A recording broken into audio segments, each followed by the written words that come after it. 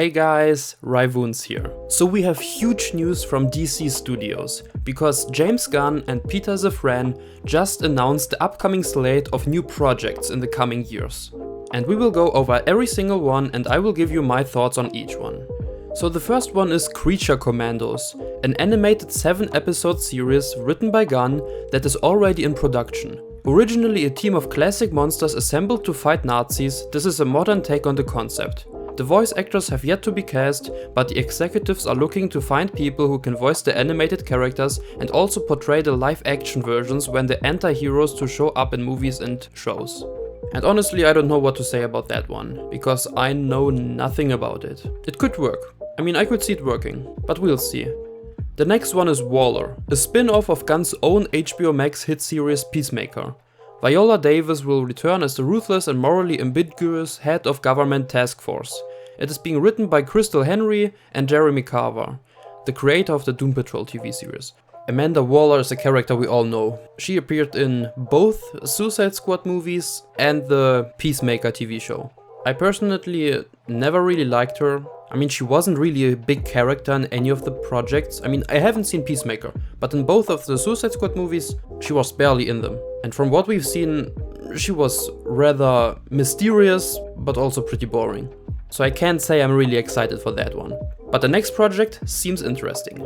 Superman Legacy, the movie featuring the Man of Steel that Gunn is writing and may direct, although no commitments on that end have been made. While the two previous titles are meant to be aperitifs, in Safran's words, Superman is the true kickoff of the duo's DCU plans. It's not an origin story, Safran said. It focuses on Superman balancing his Kryptonian heritage with his human upbringing. He is the embodiment of truth, justice, and the American way. He is kindness in a world that thinks that kindness is old-fashioned. A release date of July 11th, 2025 has been penciled in. So just over 2 more years. And wow, a new Superman movie. This does seem interesting. Although I am kinda upset that Henry Cavill isn't playing Superman anymore. That sucks. But I'll try to keep an open mind. Maybe this movie will give us a good Superman adaptation. I sure hope it will. Because I wasn't a big fan of Man of Steel or Superman Returns, the last 2 Superman movies. So hopefully this one will be good. The next one is Lanterns. Greg Berlanti's long in the work Green Lantern TV series has been scrapped and the duo have parted ways with the longtime DC series steward. In its place will be a new take on the space cops with power rings. Our vision for this is very much in the vein of True Detective, Safran described. It's terrestrial based. It will feature prominent Lantern heroes Hal Jordan and Jon Stewart and is one of the most important shows they have in development. This plays a really big role in leading into the main story we are telling across film and TV. And this does seem interesting. I hope that they give this a huge budget, because it really needs it. And people have been wanting a Green Lantern TV show for a long time. And this could turn out pretty good.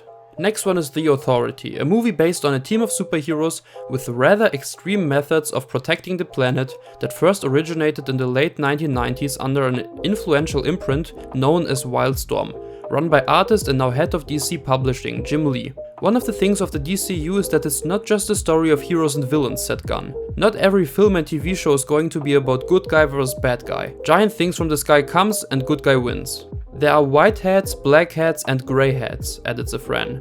They are kinda like Jack Nicholson in A Few Good Men. They know that you want them on their wall, or at least they believe that. Well, another one I know nothing about and I can't really comment on it. Next one is Paradise Lost. The duo described this HBO Max series as a Game of Thrones style drama set on the all-female island that is Wonder Woman's birthplace, Themyscira, filled with political intrigue and scheming between power players. It takes place before the events of the Wonder Woman films. And this one is really risky. That's one they can go absolutely woke on. They can really push hardcore feminism into this one. But if they don't do that, then this could be one of the more interesting projects of the DCU. I mean, it sounds cool. I'm a huge fan of Game of Thrones. They compared it to Game of Thrones, so I'm really hoping this will turn out good.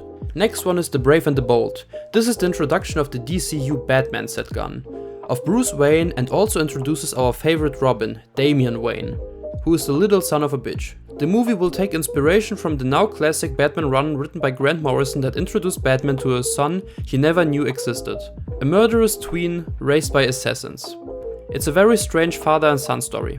Okay, so a new Batman movie. So we're getting a new Superman movie and a new Batman movie. And honestly, I don't know how I feel about this. And controversial opinion incoming, I'm not a fan of the Bat family.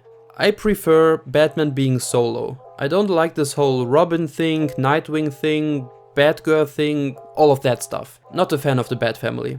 Now I like it when Batman from time to time teams up with maybe Catwoman or Superman or someone like that, but he should stay mainly solo. And this is a project that will not feature Robert Pattinson, so it will be a new Batman. An experienced Batman played by a new actor. So that will be interesting to see. And then we also get a Batman sequel. Pattinson will continue to portray the Dark Knight in at least one more crime saga movie directed by Matt Reeves. That movie, the executives revealed, will be released on October 3rd, 2025 and is being titled The Batman Part 2.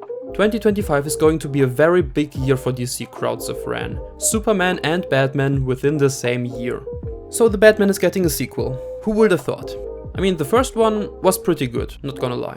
I have a few criticisms here and there, a few nitpicks, like that I didn't like the Riddler as a villain, at least the adaptation of the Riddler we saw in the movie. But other than that, it was pretty much a pretty good movie. So we'll see what they do in the sequel. And then a few more projects, like Booster Gold, an HBO Max series based on a unique and lower-tiered hero created in 1986. The Friends set of the series, it's about a loser from the future who uses basic future technology to come back to today and pretend to be a superhero. Gunn described it as imposter syndrome as superhero. Okay, another one I know nothing about. But the next one is an interesting one. Supergirl, Woman of Tomorrow. Taking its cues from the recent Tom King written miniseries, this movie project promises to have a different take than what most think of when the idea of Superman's cousin comes to mind. We will see the difference between Superman, who was sent to Earth and raised by loving parents from the time he was an infant, versus Supergirl, raised on a rock, a ship off of Krypton, and who watched everyone around her die and be killed in terrible ways for the first 14 years of her life and then come to Earth. She's much more hardcore and not the Supergirl we're used to.